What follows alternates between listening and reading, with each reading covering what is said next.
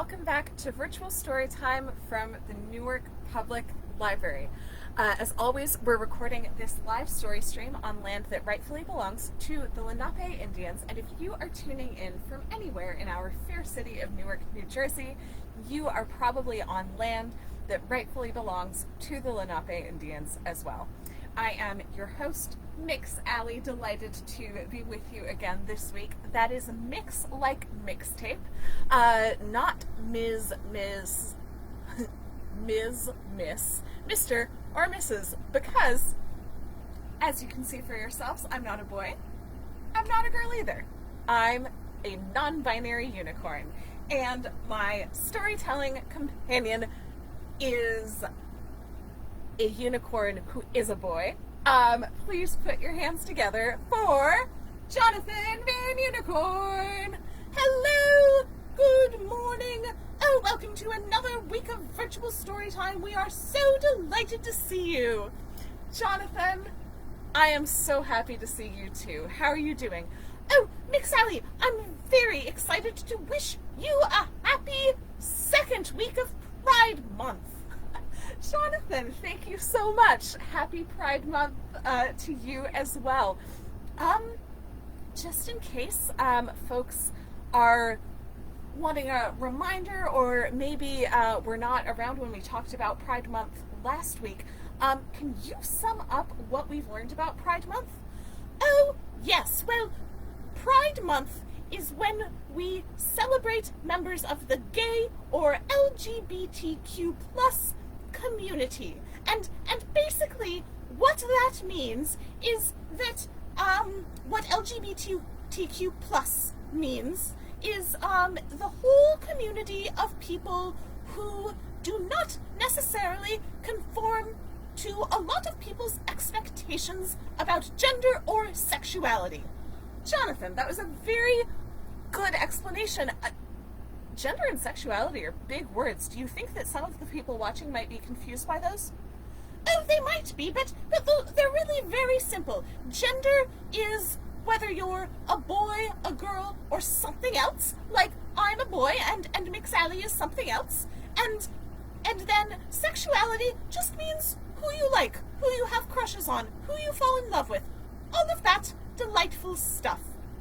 Very well put, Jonathan. So, what did you learn last week in the books that we were reading about members of the LGBTQ plus community? Well, we read a lot of books last week, Mick Sally, about kids who have a gender identity that is that is diverse, that puts them in the LGBTQ plus community. We talked about boys, we talked about girls, we read about one young human who was neither a boy nor a girl. They were non-binary and they used they-them pronouns. We learned that it is okay to be a boy who likes to wear dresses, and it's okay to be a girl who likes to wear her hair short and wear shorts and t-shirts instead of dresses. All of those things are totally okay, and those are all different ways. Oh, Mick Sally, I nearly forgot. We also learned about transgender individuals, which some non-binary people are also transgender, and transgender simply means that whatever gender you were assigned at birth, that's not your actual gender. So we learned about one child who people gave him a girl name when he was a baby, and that made him sad, so then he explained that he was a boy, and that now everyone calls him by a boy name and uses he, him to talk about him, and that makes him much happier. Very nicely put, Jonathan. Yes, the book where we read about most of those identities was called A House for Everyone, and it is one of my favorites. Yes, it's one of my favorites now too, but Mick Sally. Yes, Jonathan. I'm really curious. So we talked about how some people are something other than a boy or a girl, right? Yes, we did. And we talked about how some people might be someone might think they're a boy or a girl when they're born, but they might turn out to be something different. That is also true. But you also said last week that some members of the LGBTQ plus community are people who have relationships that are similarly diverse and interesting. So you said that some gay people are two men who love each other or two women who love each other, and I'm just very curious to hear more about that because we only talked about gender really last week. That is an excellent point, Jonathan, and I'm so glad that you brought it up because, in fact, we have 2 stories to read today about men and women who have lived happily ever after together. Oh, Marvel! I knew it was a good question. That's just wonderful. Are you going to read those now? I am, Jonathan. One more thing first, though. The other thing besides Gay Pride Month that we talked about, gay or LGBTQ plus Pride Month, you can say either one. I usually say LGBTQ plus because G is just, gay is just the G in all of those letters, and there are people with a lot more identities than just gay within the LGBTQ plus community. But, Jonathan, the other thing we've been talking about a lot is what to do when you feel anxious. Oh, yes, and that's been extremely helpful. I'm very, very, very glad that we've been talking about that because I feel so much better than I usually do on a Monday morning on account of having used the strategies we learned to feel brave and capable of doing things when you feel anxious, which is another way of saying worried or afraid. Jonathan, what were some of the things that you did this morning in particular to make you feel ready to take on virtual story time and everything else that you are doing today? Oh, well, today I practiced breathing in and out. Jonathan, do you want to do that together? And maybe everyone watching can do that with us. So if they're feeling any anxiety this morning, we can all let it out together, and then we'll all be in a really good position to listen to some stories. How does that sound? Oh, I think that sounds splendid. Yes, absolutely. All right. Why don't you show everyone how to take the kind of deep, mindful breaths that soothe anxiety? Certainly. So we'll do 4 of them. Here on this first one, I'll walk you through the whole thing. We breathe in. We hold it for a little bit. And we breathe out. And it can really help. Mix-Allie, can you show everyone how to do this? Oh, absolutely.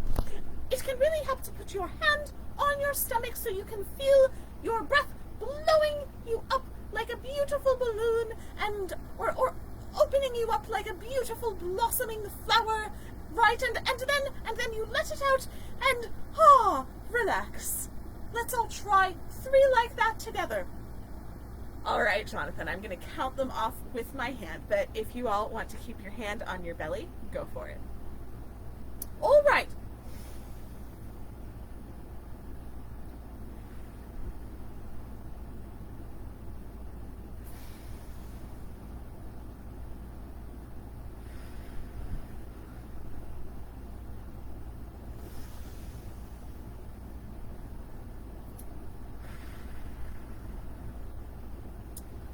Splendid job, everyone. Oh, Mix-Allie, I feel so much better.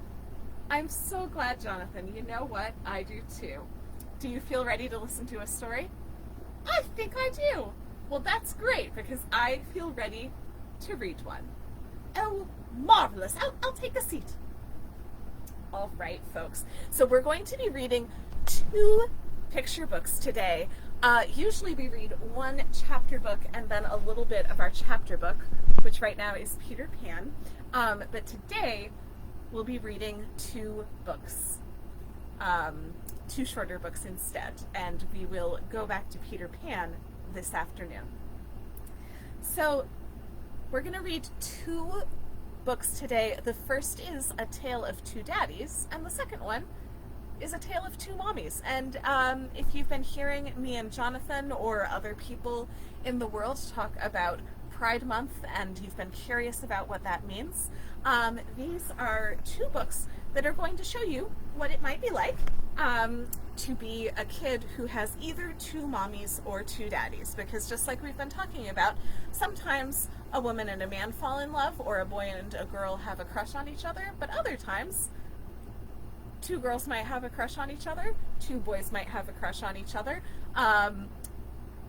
two women might fall in love, two men might fall in love, and, you know, it could even happen that multiple people of a gender other than boy or girl or man or woman fall in love with each other. So we're going to read about two families that have people of the same gender who fell in love being parents. So here's A Tale of Two Daddies. It is written by Vanita Olschlager, and the illustrations are by Kristen Blackwood and Mike Blanc.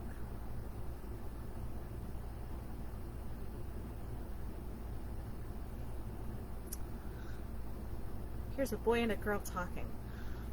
My friend Lincoln says you have two dads.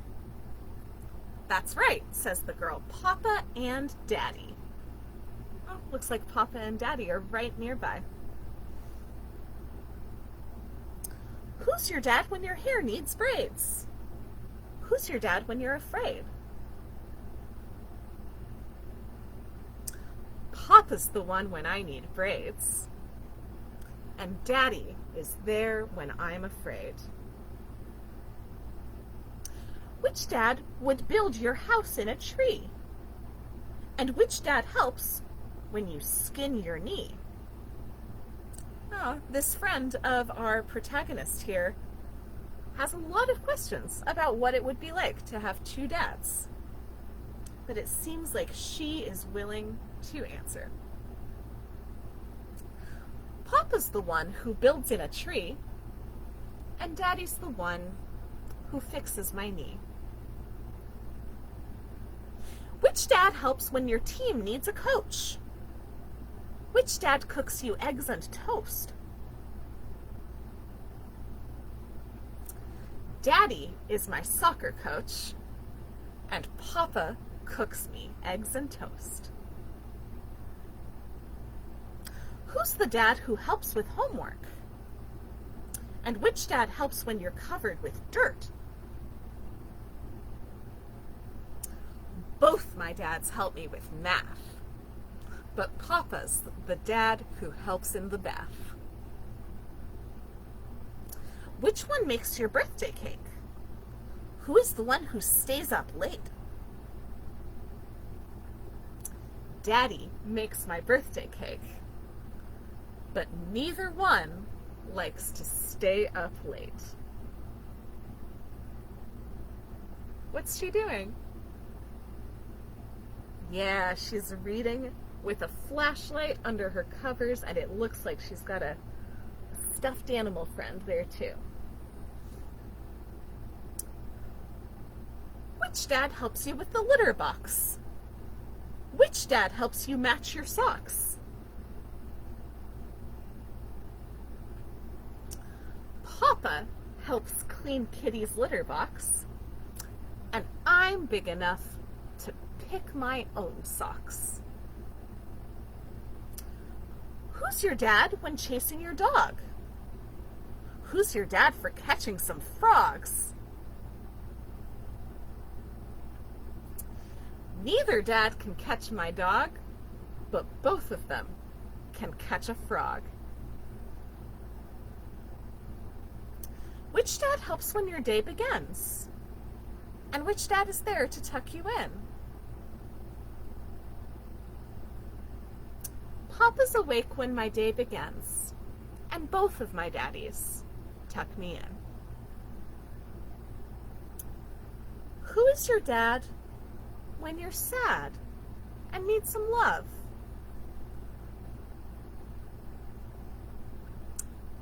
Both, of course.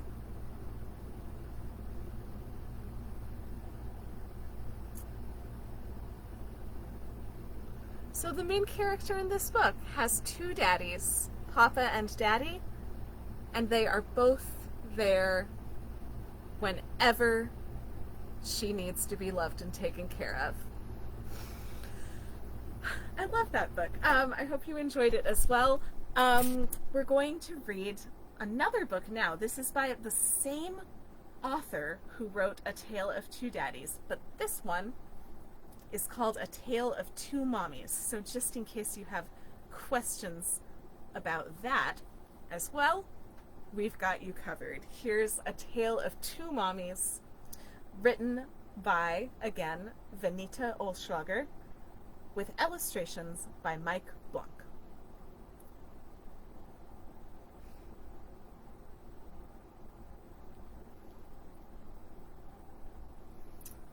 This time the family is at the beach.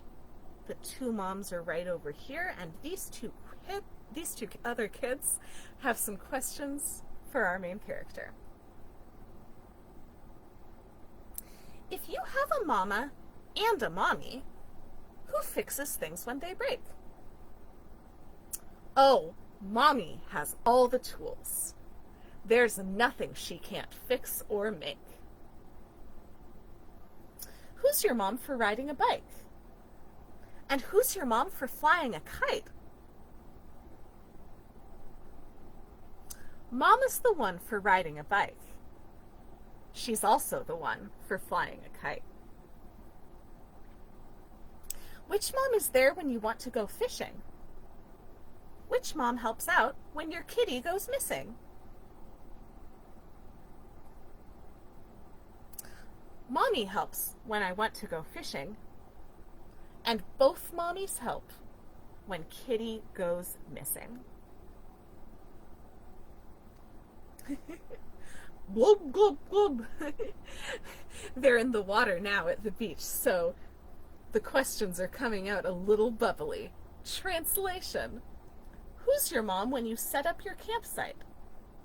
Who's your mom for scary faces with a flashlight? Mommy helps to set up the campsite. Mama makes great scary faces with a flashlight.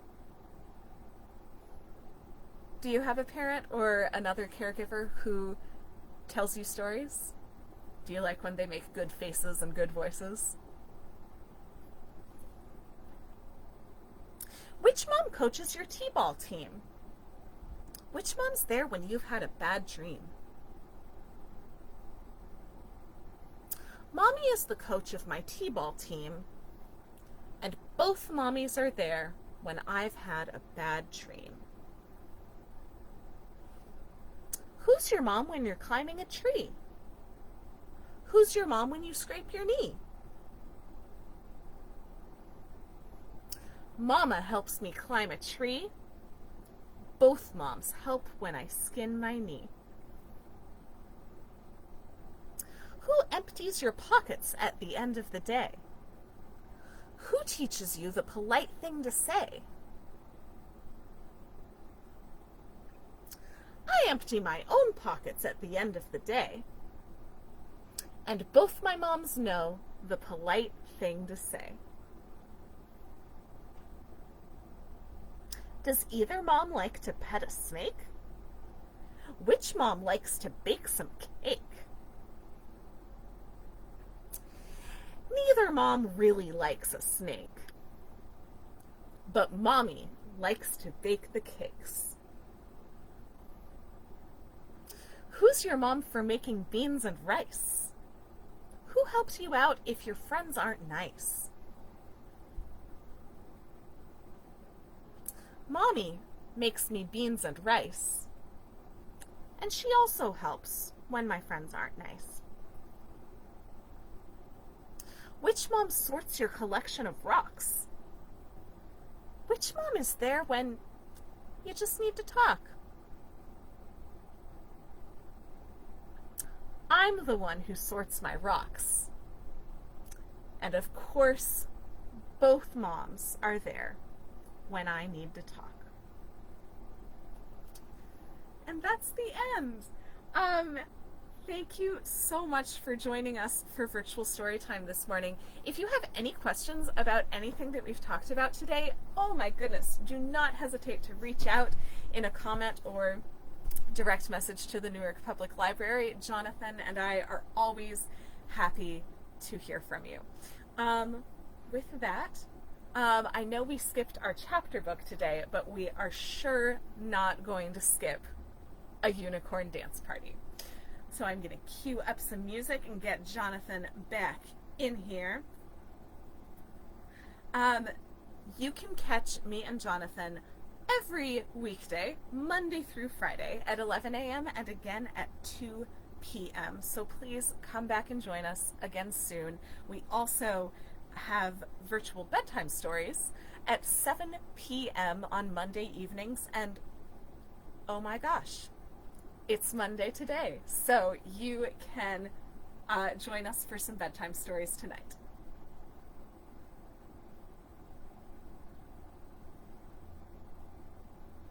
All right, here's a great song for us to dance to, so get on your feet and get ready to dance with Jonathan.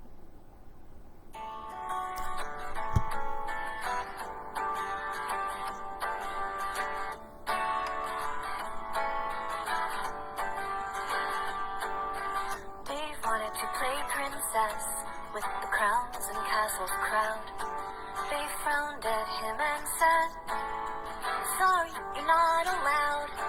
So Dave found some dress-up wings and brought them to share and play, and everyone agreed to take turns being a princess for the day. Princesses are for everyone. Make-believe is for everyone.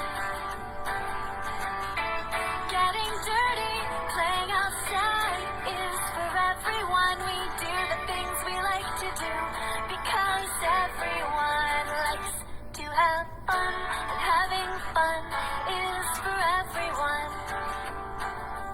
Amy wanted to catch frogs at the lake in all the mud. The kids said, "No, your shoes will get dirty. You can't keep up with us." So she reached into her backpack and pulled her rain boots on her feet. That day they caught the most frogs, and later they set them free. Princesses are for everyone. Make-believe is for everyone. Getting dirty, playing outside is for everyone. We do the things we like to do because everyone likes to have fun. And having fun is for everyone. Playing together is the best way to have fun. Leaving someone out only hurts everyone. You might